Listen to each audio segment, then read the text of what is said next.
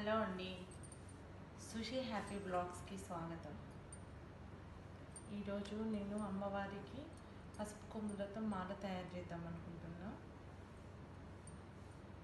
So ఇవన్నీ నేను తీసుకొచ్చుకున్నాను అనమాట.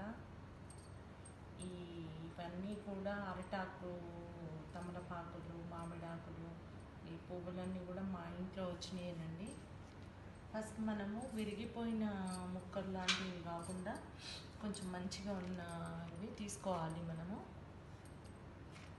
పసుపు కొమ్ములతో మాల వేస్తే అమ్మవారికి చాలా మంచిదటండి, చెప్తున్నారు అంతా పెద్దవాళ్ళు.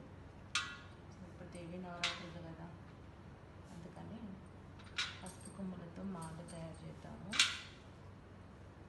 నేను కూడా ఫస్ట్ టైం చేస్తున్నాను, సో మీరు కూడా చేయండి. ఏం లేదండి, ఫ్లవర్స్ ఎలా కడతామో అలాగే కట్టాలన్నమాట. ఈ ఉలన్ థ్రెడ్ ఉంటుంది కదండి, ఈ ఉలన్ థ్రెడ్ తీసుకొచ్చుకున్నాను నేను. రెడ్ అయితే ఇంకా బాగుంటుండే, కానీ షాప్లో ఎక్కడ వెతికినా కూడా నాకు రెడ్ కలర్ దొరకలేదు. సో నేను yellow colour and green colour రెండు తెచ్చుకున్నాను అనమాట. గాజుల మాల, పసుపు కొమ్ముల మాల వేస్తే చాలా మంచిదటండి, చెప్తున్నారు. మీరు కూడా ట్రై చేయండి. చిన్నప్పుడు ఎప్పుడో పువ్వులు ఇలా కట్టేవాళ్ళం. ఇప్పుడు జనరల్గా అందరు బయట నుంచి తెచ్చుకోవడం ఈ బిజీ లైఫ్లో. చాలా రోజుల తర్వాత నేను కూడా మాల కట్టడం అనేది ఇప్పుడే స్టార్ట్ చేసిన.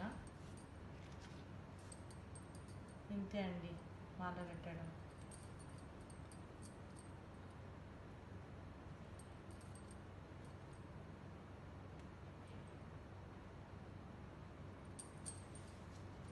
చాలా పెద్ద పెద్ద ఫ్యామిలీస్లలో చాలామంది, అంతమంది ఉంటారు కాబట్టి అమ్మవారి దేవి నవరాత్రులు అలా వచ్చాయనుకోండి, అందరు కలిసి గాజులు, తర్వాత పసుపు కొమ్ములు కూర్చొని కడుతుంటారు.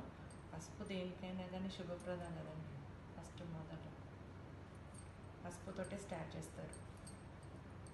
ఇలా వస్తుందండి.